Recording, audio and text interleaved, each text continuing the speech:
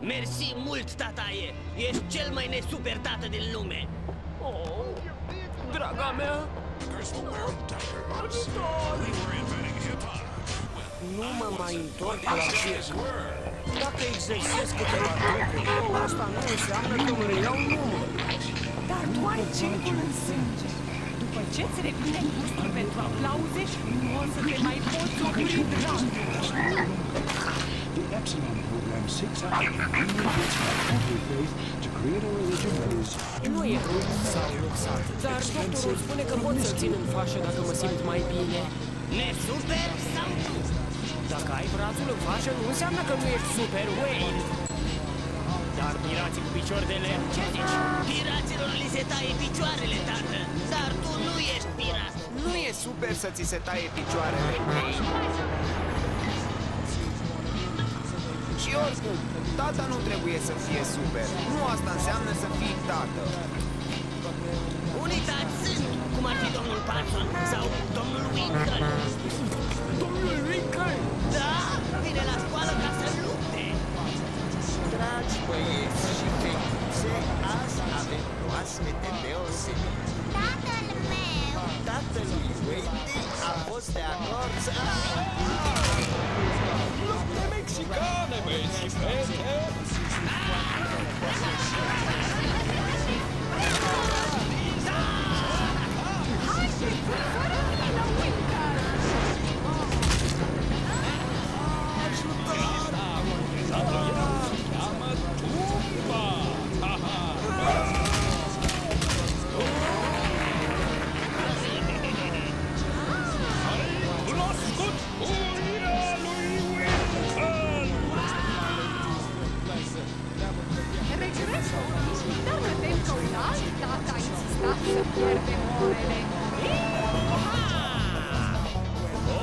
Salutare, băieți și fete! Veni încoace să vă arăt câteva trucuri vechi și mișto cu lasoul! Ăsta e un truc care se cheamă... Scuze, domnișoară Izzy.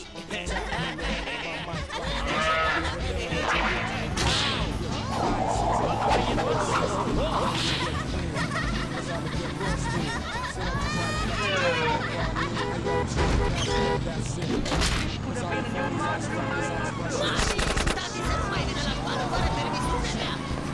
Dar am primit Come on, asshole! Oricum e numai vina ta, Wayne. L-ai făcut pe tata să se supere pentru că nu e super. Și nu e, e doar un cowboy de tăfleți.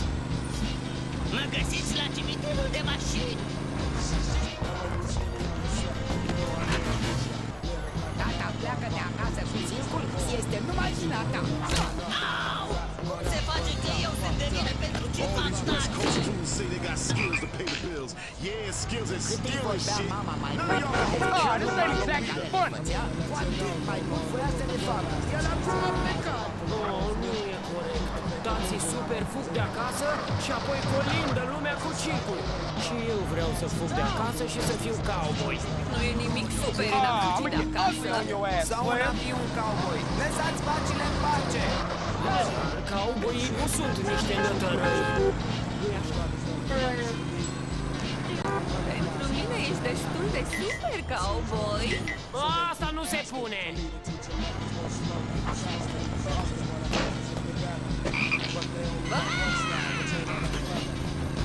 Bună, Shaky, ești tare.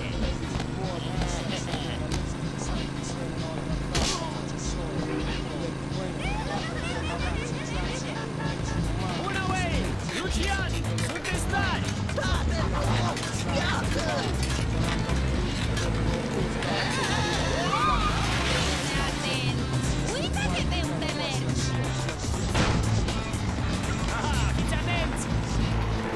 Oh, oh! Oh, mulțumesc! Fata aia mi-a furat bicicleta cea nouă! Lasă o clientă bună, nu? Sunt super!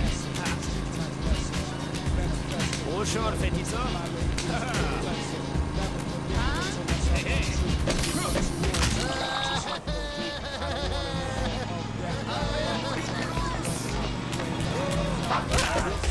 Prinsă la picioare!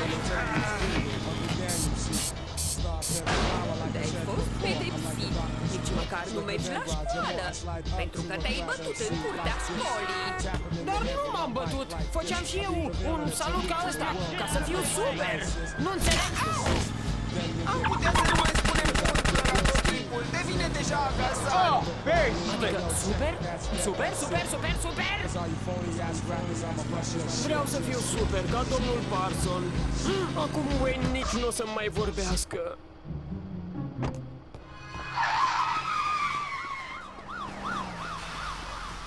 Super Wayne! Hei, ăsta e canalul urmăriri?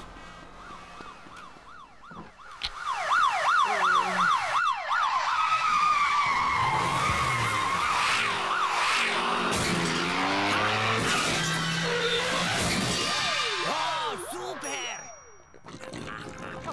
Tatăl vostru vrea să vă ducă la școală cu mașina, băieți. Cine? Chiar trebuie, mami. Cred că trebuie să-l susținem, Lucian. Acum tatăl vostru trece printr-o criză de masculinitate. Mulțumesc că ne duci, tati. Cui mulțumești?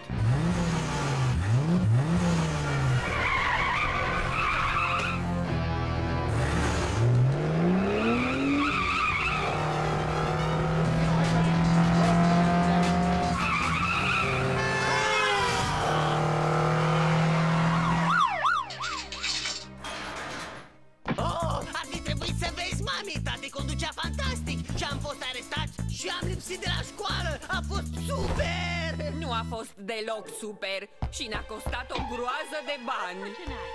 Credeam că nu mai scăpăm. Oh, mama și Lucian au dreptate, Wayne. Nu a fost super. Îmi pare rău, iubito. Crede-mă, nu știu ce m-a apucat. Dă-mi cheile. Doamnă Crump, n-ați mai putea lua pe cineva cu mașina? Oh, circul s-a schimbat. Se pare că nu mai ai voie să faci jonglării cu copii. Credeam că ești super, dar nu ești. Ești doar un clown. Mami, mie nu-mi place. Scumpule, e domnul Parson. Nu trebuie să te temi de clown. Ai uitat? Chiar așa, fiule. Clownii nu sunt deloc super. Ce ai spus? Nu vreau să te jignesc, domnule Parson. Nici eu nu sunt super. Absolut deloc.